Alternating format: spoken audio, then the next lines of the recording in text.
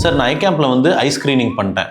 இல்லை சார் நான் ஆப்டிகல்ஸில் போயிட்டு ஐ ஸ்க்ரீனிங் பண்ணி நான் கிளாஸஸ் வாங்கிட்டேன். ஆனாலுமே எனக்கு வந்து விஷன் நல்லா இல்லை சார். நிறைய டைம் நான் செக் பண்ணி பார்த்துட்டேன். அங்கே கொடுக்குற பார்வையும் எனக்கு இப்போ இருக்கிற பார்வையும் கரெக்டாக இருக்க மாட்டேங்குது. எதுக்காக போய் ஆப்தமாலஜிஸ்ட்டை பார்த்து அதுக்கப்புறமேட்டு கிளாஸஸ் பண்ணணும்? அதுக்கான ரீசன் தெரியுங்களா?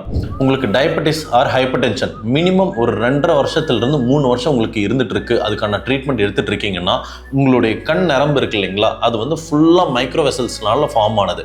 ஸோ அதிலிருந்து ரத்த கசிவு வர ஆரம்பிக்கும். அந்த ரத்த கசிவு என்ன ஆகும்னா டியூ டு கிராவிடேஷனல் ஃபோர்ஸ்னால நம்ம கண்ணோட மையப்பகுதி, அதாவது மேக்லாம்போ, இந்த கண் நரம்பு வர இடத்துக்கும் பக்கத்து இடம், ஸோ அந்த இடத்துல போயிட்டு ஃபுல்லாக ஃப்ளூயிட் வந்து ஃபில் அவுட் ஆயிரும். அது ஃபில் அவுட் ஆகிறதுனால நம்ம கண் பார்வை வந்து மோசமாகும். அது மோசமாகி நீங்கள் லேட்டாக போய் ஒரு டாக்டரை பார்த்து அதுக்கான ட்ரீட்மெண்ட் நீங்கள் எடுத்தீங்கன்னா அது திருப்பி சரியாகும் போது உங்களுடைய முழுமையான பார்வை வந்து ரீச் ஆகாது.